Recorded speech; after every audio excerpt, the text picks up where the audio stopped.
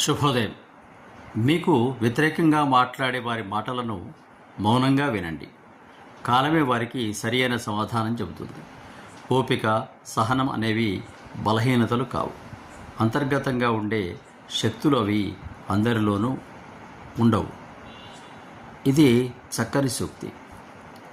ఎవరైనా మన మీద అనవసరంగా మాట్లాడినప్పుడు వారి స్థాయి తక్కువగా ఉండి మన స్థాయి ఎక్కువగా ఉన్నప్పుడు వారితో మనం వాగ్వివాదానికి దిగినట్లయితే వారి స్థాయికి మనం దిగజారినట్టు అవుతుంది. వారి మాటలకు విలువ ఇస్తున్నట్టు అవుతుంది.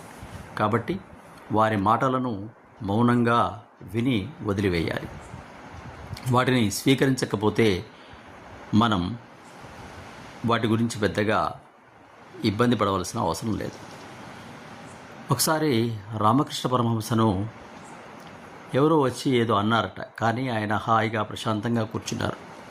అక్కడ ఉన్న శిష్యులు, ఏమిటి స్వామి మిమ్మల్ని ఇంతగా వారు అనిపోతుంటే అలా ఉన్నారు అంటే, నాయనా, వారు ఆ వస్తువు నాకు ఇవ్వడానికి ప్రయత్నం చేశారు, కానీ నేను స్వీకరించలేదు. కాబట్టి వారు అన్న మాటలు వారి దగ్గరే ఉన్నాయి కదా అని అన్నారట.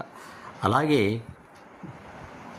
ఏదో ఏనుగు పోతుంటే కుక్కలు మురిగాయి అని అనుకుంటారు. కాబట్టి అవి వారు అన్న మాటలకు కనుక మనం స్పందిస్తే దానిని మనం స్వీకరించినట్టు, వారితో మనం సమానమైనట్లుగా భావించాలి. కాబట్టి సహనంగా, ఓపికగా అనుకునేవారు అనుకుంటారు, మన పని మనం చేసుకుంటాము అని మనం భావించినట్లయితే కాలంలో పరిష్కారం దొరుకుతుంది. కాలమే వారికి సమాధానం చెబుతుందనే చక్కని సూక్తి ఇక్కడ మనం చూస్తూ ఉన్నాం.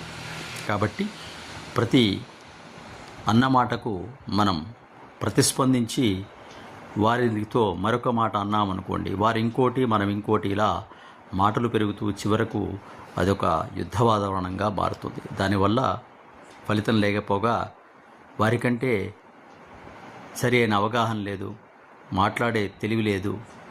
మీరు అన్నీ ఉన్నవారు మీరు కూడా అలా మాట్లాడితే ఎట్లా అని తెలిసిన వారికే మిగతా వారు మాట్లాడే అవకాశం ఉంటుంది. కాబట్టి ఎవరితో ఎంత మాట్లాడాలి, ఎలా మాట్లాడాలి, ఎప్పుడు మాట్లాడాలి, ఏ స్థాయిలో మాట్లాడాలి అని తెలుసుకొని మాట్లాడితే వారికి వారి యొక్క గౌరవం ఉంటుంది. సబ్స్క్రైబ్ ఆచార్య శ్రీశక్తి ఛానల్. శుభం భూయాత్.